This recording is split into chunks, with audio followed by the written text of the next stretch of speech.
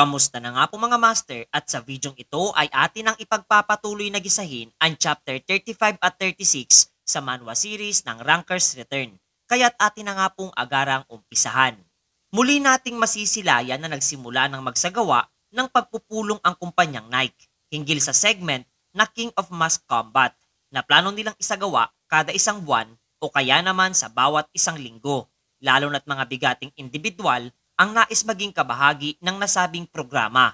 8 manlalaro nga daw ang magiging kalahok nito kada isang episode at maaaring tuwing araw ng Biyernes o Linggo ito ilalabas na tatagal ng 4 hanggang 5 oras na nakabatay sa oras nga daw ng bansang Korea.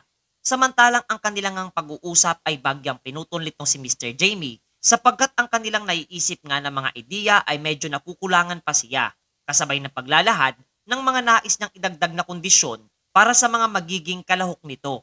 Ayon pa nga kay Mr. Jamie na dapat ang matatalo dito ay aalisin ang kanilang mga maskara at ilalantad ang kanilang tunay na pagkakakilanlan. Gayon din upang maiwasan ang komplikasyon pagdating sa matchmaking ay gagamitin nga daw nila ang league format. Ang mananalo nga raw sa mga ito ay muling lalahok sa naunang episode at ang mananalo sa susunod na episode ay siya namang lalaban sa kasalukuyang nakaupo sa trono para sa naturang titulo. At kung ang tatayong hari sa trono ay mananalo ng 5 sunod-sunod, ay maaari na silang umalis nang hindi nalalantad ang kanilang tunay na pagkatao. Literal na nasiyahan nga etong sina Kale sa suwestyon ng kanilang bossing at tuluyang sinimulan na ang paghahanda para sa isasagawang programa. Pagkatapos ay ipinakita sa atin etong si Kim Seok-jung na kinakausap etong si Kang Jung-gu hinggil sa alok nitong kumpanyang Nike na makibahagi sa programang kanilang sisimulan. At eto nga raw si Alibos ang siyang mamamahala ng nasabing palabas. Kung kaya't kapwa ang dalawang ito ay sumang-ayon na tanggapin ang alok nitong kumpanya at inilahad na oras na upang kunin ng New World Guild ang nasabing trono. Kasabay nga rin noon ay ating masisilayan ang training room para sa mga pro player ng JT Telecom kung saan ang ilan nga sa mga manlalaro nito ay nanonood ng video hinggil sa isinasagawang solo raid nitong si Alibos na bagya nilang ikinamangha at kapwa na ikumpara ang abilidad nito sa mga bigating manlalaro mula sa mga bansang Germany at Amerika. Do'y marahan namang isinaad nitong babae nilang kasamahan na nakatanggap sila ng paanyaya para sa programang eto nga raw si Alibos ang mamamahala na talagang ikinabigla ng lahat ng mga naroroon. Ipinaliwanag nga niyang ito nga raw ay isang PVP o player versus player at sila ay makikipagduelo habang nakasuot ng maskara upang itago ang kanilang pagkakakilanlan. Malamang araw na mga sikat na pro player ang lalahok dito o mga taong magmumula pa sa mga bigating guild, pati na rin ang mga kilala at sikat na streamer at sa kasalukuyan nga raw ay wala pa silang napipisil na manlalarong kanilang ipapadala. Ang kanilang pag-uusap ay pinutol naman ng isa pang manlalaro at mayabang na inilahad ang pagnanais niyang siya ang maging representative ng kanilang kumpanya at eto nga ay walang iba kundi si Jung Hanbaek na siyang pinanggigigilan nitong si Yunwo. Napaisip nga etong babae sapagkat literal na masyado nga daw itong obses pagdating sa kasikatan at kahit ayaw niya ay wala siyang magagawa oras na nangialam ang kanilang maimpluwensyang pamilya. Kung kahit taliwas sa kanyang kagustuhan ay mas minabuti na nga lamang niyang sang-ayunan itong hambog na manlalaro na masayang masaya sa pagsang-ayon nito. Samantalang kapwa naman sa apartment na tinitirhan nitong si Yunwo ay makikitang abala ito at tinitingnan ang mga mensahe na para sa kaniya.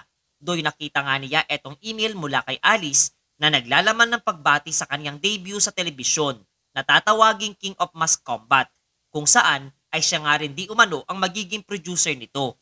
Labis nga siyang nagpapasalamat sa ating pangunahing tauhan dahil siya ang naging susi upang makuha niya ang nasabing posisyon. Kaya't bilang tanda ng kanyang pasasalamat ay hindi na nga raw siya manghihingi ng anumang komisyon sa mga videong ipapagawa sa kaniya nitong si Alibos. Pagkatapos ay hinanap nga niya ang mensahe mula kay Kale na nagsasaad ng positibong resulta para sa mga magiging kalahok ng naturang programa na mahigit 30 manlalaro.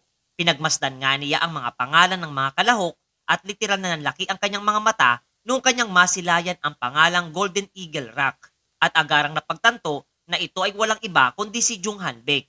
Labis nga siyang nasasabik sapagkat mukhang binigyan nga daw siya ng pagkakataon na makapaghiganti sa hambog na lalaki. Maya-maya ay pumasok naman sa naturang silid etong kanyang matalik na kaibigan at nagtanong sa kaniya kung kanyang nakita na ang mga mainit na usapin sa arena community At ayon pa nga dito, ay mayroon nga daw mga manlalarong nakakita kay Cancun na talagang kanyang literal na ikinabiglang mapag-alaman at kasabay na ninais na malaman kung sino ang mga manlalarong iyon. Pagkatapos ay pinanood nga nila ang isang video kung saan ay makikita etong mga manlalaro na nooy naglalakbay sa tinatawag na Frozen Canyon at kanilang nasilayan etong nag-iisang orc na naglalakbay habang suot-suot ang isang makapal na jacket. Kanilang ang ninais na gumawa ng interaksyon sa nasabing nilalang at sa gitna ng kanilang pag-uusap ay nagpahayag nga daw ito ng matinding gutom na nadarama kung kaya't kanilang ibinigay ang kanilang dalang makakain. Naisip nga nilang ang ganitong mga senaryo ay inihanda ng system upang etong mga NPC ay magbigay ng mahalagang quest. Subalit taliwas nga sa kanilang inaasahan ay agaran nga daw ito nagpaalam sa kanila matapos na maubos ang kanilang mga ipinagkaloob na pagkain. Kaya't nagbabala nga ang mga ito para sa iba pang mga manlalaro na mag-iingat sa nasabing orc. Oras na naglakbay sila sa Frozen Canyon kung ayaw nilang matulad sa kanila na na-scam at natangayan ng mahigit 500 ginto. Gayon din inilahad ng pangalan nga daw nito ay Cancun. Matapos noon ay masisilayan natin etong magpartner na naroroon sa nasabing lugar at iniisip na wala nga daw sino mang may ideya at nakakaalam na ang naturang orc ay anak nitong si Dakan. Doy agad naman nating makikita nagrereklamo etong si Tangi sa kaniyang aniya ay hangal na bossing sapagkat ayaw niya sa ganitong klase ng lugar at nais niyang bumalik na sa mga kabundukan. Ngunit inihayag naman itong binata na naroroon sila upang hanapin etong nawawalang kaibigan ni Tangi na hindi naman pinaniwalaan nitong kanyang alaga. Subalit nung banggitin nga niya ang pangalang Cancun ay agad na nagbago ang timpla nito at nagsimula ng magmasid sa paligid. Masaya nga etong si Yunwo sapagkat magiging isang magandang content nga daw ito at kanilang tatawaging ang paghahanap para sa nawawalang orc mga master. Sa mga oras nga ding iyon ay pinakita sa atin etong panibagong grupo ng mga manlalaro na kapwa nasa Frozen Canyon. Tinawag nga ng isa sa mga ito ang atensyon ng kanilang pinakatumatayong leader na nagngangalang Ket na kung ang kanyang pagkamuhi ay dahil lamang sa nawalang 500 gold coins ay papalitan na lamang niya ito na seryosong sinagot naman itong hindi iyon ang pinakarason kung bakit niya ginagawa ang nasabing bagay. Muli namang nagreklamo sa kaniya etong si Art na kung hindi nga daw iyon ay bakit nagpasya etong kanilang leader na magtagal pa sila ng 1 linggo sa Frozen Canyon na hindi naman ito agad masagot. Sila nga ang grupo ng mga manlalarong unang nagpayag ng pagkatuklas sa orc na si Cancun. At ayon pa nga sa kwento na ang buong grupo na iyon ay binubuo ng mga milyonaryong individual na walang interes sa totoong mundo at ginugugol na lamang ang oras sa paglalaro. Magkakasama nga raw nililibot ng mga ito ang iba't ibang mga lugar na matatagpuan sa arena at kanilang ibinabahagi sa kanilang social media. Sa kabila ng hindi sila naghahangad ng anumang kasikatan at tanging nais lamang ibahagi ang kanilang mga panibagong natutuklasan. Sila nga ang bumubuo sa guild na tinatawag na Pioneer, na siyang may hawak ng pinakamaraming taga-subaybay sa A-World. Maya-maya pa, ay bigla na lamang may itinuro mula sa di kalayuan etong si Ket na isang individual na pamilyar di umano para sa kaniya. Ngunit muli lamang hindi ito nagustuhan ng kanyang mga kasamahan. Pinagmasdan nga nila ito ng mabuti at do'y kanilang napagtanto ng nasabing individual na may daladalang mumunting oso ay walang iba kundi etong si Alibos na agarang nagpasabik kay Ket at mabilis na tinahak ang kinaroroonan nitong aniya ay kasalukuyang pinakamainit at pinakamaingay na pangalan sa larong arena. Nakilala nga rin sila nitong si Yunwo habang etong si Ket ay nagnanais na gumawa ng ugnayan sa kaniya at masayang-masaya na makita etong si Alibos ng personal. Sa kanilang naging pag-uusap ay kanila ditong napag-alaman na pareho ang kanilang pinakapakay sa Frozen Canyon at eto ay ang hanapin etong orc na nagngangalang Cancun. Inalok nga siya nitong si Ket na samahan sila sa kanilang ekspedisyong isinasagawa para sa paghahanap ng nasabing orc. Buwat ng 1 linggo ng araw ang nakakalipas magmula nang hanapin nila ito na mas lalo lamang ipinagtaka nitong ating pangunahing tauhan. Paliwanag nga nitong si Ket na dahil tanging nais lamang nilang muling makita etong si Cancun na pasimpleng hindi naman magawang paniwalaan ng kanyang kaibigang si Art. Patuloy naman etong si Yunwo na napapaisip sa kakaibang pag-iisip mayroon etong mga mayayamang tao hanggang sa hindi na nga nakatiis pa etong mga miyembro ng Pioneers Guild at magalang na nagtanong kung maaari nga daw ba silang magpadala ng friend request para dito kay Alibos na kapwa naman ito sinang ayunan kasabay ng pagpapakilala ng totoo niyang pangalan na Kang Yunwo. Lumipas pa nga ang ilang sandali at napagpasya na nga nilang kumilos ng magkakasama hanggang sa makaharap nila ang isang halimaw na likha sa yebe. Hinangad naman nitong sinakit na ipaubayan na lamang sa kanilang grupo nitong si Alibos ang pakikipaglaban kontra sa nasabing halimaw.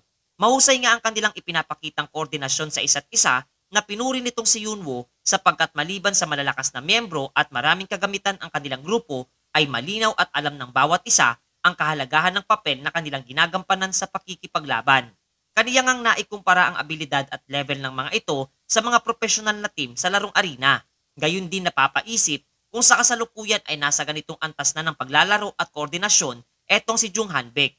Hindi nga raw siya makakapayag na patuloy na gawin ito ang kanyang nais kung kaya't napagpasyan nga niyang magpaalam dito sa mga miyembro ng Pioneers Guild na pansamantala muna siyang aalis at gagawin ang solo raid na talagang ikinabigla nitong sinakit. Alam nga nitong binata na ibang pakiramdam at masaya ang paglalaro kasama ang mga kaibigan sa larong arena. Ngunit kung nais nga raw niyang mas lalo pang lumakas, ay kinakailangan niyang kumilos ng mag-isa na mas magpapabilis sa pagpapataas ng kaniyang level. Ang kaniyang kakaibang pagkilos nga ay napuna nga rin nitong alaga niyang si Tangi at natanong etong binata kung siya nga ba ay napapadumi o tinatawag ng kalikasan, na sinagot naman nitong hindi. Ayon pa nga dito sa kaniyang alaga na kahit gumawa pa siya ng ganoong nakakabahalang pagmumuka at mabilis na pagkilos ay hindi nangangahulugan at walang kasiguraduhan na magagawa niyang hanapin o matukoy kaagad ang kinaroroonan nitong si Cancun. At binigyang diin na hindi makakatulong para sa kanilang paghahanap ang kanyang ginagawa kaya't dapat nga raw kumalma etong si Yunwo. Nagpasalamat naman etong binata sa pahayag na narinig mula sa kanyang alaga at muling napanatag matapos ang walang saysay na pag-aalala. Samantalang sa mga oras nga ding iyon habang patuloy sila sa kanilang paghahanap ay bigla na lamang nagkaroon ng isang napakalakas na pagsabog malapit sa kanilang direksyong kinaroroonan na agarang pumukaw sa atensyon nitong dalawa. Ayon pa nga dito sa binata na hindi nga raw ito likha ng anumang mahika bagkus ingay nga daw ito na nalikha ng isang nanggagalaiting halimaw at nangangahulugan lamang ng isang bagay at iyon nga raw ay isang boss monster. Naging tumpak nga ang paliwanag nitong si Yunwo at ating masisilayan etong isang boss ng mga halimaw sa Frozen Canyon na kinakarap ang isang individual. Eto nga ay si Cancun na nakikipagsabayan sa pakikipaglaban kontra dito sa halimaw na mukhang Yeti. Subalit tila ba nangihina nga ito at nahihirapang labanan etong Aniya ay isang mababang uri ng halimaw. Galit na galit nga etong Yeti at pinaplanong tapusin na ang buhay nitong orc. Ngunit bago pa man ito magtagumpay ay isang malakas na pag-atake ang mabilis na tinumbok ang kinaroroonan nitong halimaw at kapwa nagdulot ng malubang pinsala laban dito. Ito nga ay pag-ataking nilikha nitong si Yunwo at masayang nawika na nakita din niya sa wakas etong si Cancun. Hindi nga nito maunawaan ang mga nangyayari habang mabilis na ipinakita nitong binata ang klase ng kwintas mula sa kanilang angkan. Sumingit nga rin sa eksena etong si Tangi at mabilis na niyakap etong orc na kaniyang kaibigan. Do'y mas minabuti naman itong si Yunwo na pansamantalang itigil ang kanilang pag-uusap at mag-focus sa pagdispatcha sa Yeti na naroroon, na kasalukuyang nanggagalaiti sa sakit na kanyang naidulot. Agarang kumilos nga etong dalawa habang etong si Tangi naman ay naiwan sa likurang bahagi upang magbigay lamang ng dagdag suportang buff kung kinakailangan. At kapwa nga etong si Yunwo ay hinarap ang napakaraming pag-ataking pinapakawalan nitong boss monster. Pinuntirya nga nitong si Cancun ang hitang bahagi ng halimaw na agarang nagpabagsak dito at mula sa pagkakahalik nito sa lapag ay ang siya namang mabilis na pagsasagawa nitong dalawa ng kombinasyon ng pag-atake na siyang tuluyang tumapos sa buhay nitong Yeti na kapwa kinilala rin ng system. Masayang-masaya nga etong si Tangi sa nagawa nitong dalawa habang di naman makapaniwala etong orc na literal na hahanapin siya nitong kaibigan niyang mumunting oso matapos na siya ay maglayas. Ngunit nilinaw naman ito na umalis nga raw siya sapagkat kinakailangan niyang hanapin at isagawa ang isang partikular na bagay. Mas minabuti namang kunin nitong si Yunwo ang atensyon nitong si Cancun at sinambit ang mensahe nitong si Raccoon para sa kaniya na ang Black Forest ang kaniyang tahanan kasama ang buong tribo ng Meadow Wolf Tribe. Ang payag nga ring iyon ay kinilalang muli ng system at nangakong pagkakalooban ng pabuya matapos na bumalik sa Black Forest. Ayon pa nga dito sa orc na muli siyang babalik sa kanilang tribo, subalit may bagay nga daw siyang kinakailangan talagang munang maisagawa na ikinabigla nitong binata, lalo na nung kanyang makita ang mga kakaibang marka sa katawan nito na ayon pa kay Cancun ay ayaw niyang masilayan ito ng kaniyang ama. Dagdag pa nga nito na ito ay gawa ng sumpang inilagay sa kaniya matapos na labanan ang isang black magician at ito ay isang klase ng sumpang uubos ng kanyang life force mula sa kanyang katawan. Kahit hanggat ang nasabing Black Magician ay patuloy na nabubuhay, ay hindi mawawala etong sumpang nagpapahirap sa kaniya. Humingi nga siya ng tulong mula kay Yunwo na mas nakatuon ang atensyon sa pabuyang maaari niyang makuha. Ngunit lubos nga niyang ipinagtataka sapagkat walang anumang nagpa-pop up na mensahe ang system para sa panibagong quest. Wala nga sana siyang interes sa mga bagay na wala namang pakinabang para sa kaniya, habang etong si Tangi ay lumuluwang nakikiusap na pagbigyan nitong kanyang bossing ang kahilingan ng kanyang kaibigan. Naging seryoso nga etong si Yunwo at nagtanong dito kay Cancun kung ang nasabing Black Magician ba ay nagtataglay ng napakaraming klase ng iba't ibang items na kapaki-pakinabang at kasabay na hinangad na tahaki na ang direksyon kung nasaan nga daw etong kanilang pinaka-target. Kaniya ngang ipinangako na papalayain niya etong orc mula sa nagpapahirap na sumpang inilagay para sa kaniya, pati na rin ang pagkuha sa mga items na pagmamay-ari nitong Black Magician mga master.